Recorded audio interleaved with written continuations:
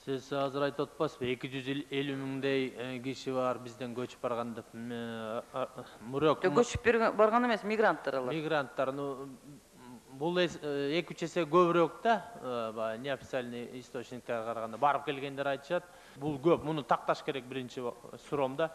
Экинчи менин суроом, ошол бияктан барган мигранттарга силер жатакана тапканда, жумуш тапкандан, ооруп калганда кандай жардам бересиздер? Анан негизгиси ошол жерде жана кыргыздар көп жашаган жерде кыргыз класстарын ачууда, ошол кыргыз тилди үйрөтүүдө, окутууда кыргызча, ошондо кандай жардам бересиңер? Дагы бир баса белгилеп кетишүү нерсе, өткөндө жумада уктуңуз болуш керек, телевизордон айтты, ошо Россияда жүргөн кыргыздардан бир 350 адам каза тапты деп. Ошондон эми баягы кырсык болуп, стройкада өлгөндөргө майла жок. Мен айтайын дегеним, жанагы нацисттер тарабынан өлтүрүлгөн кыргыздар жөнүндө. Жанагы скинкеттер өлтүргөн кыргыздар жөнүндө сот болуп атпайбы? Ошолордун чечимдерин айтып берсеңиз, 1,5 жооп тартылдыбы же тартылган жокпу?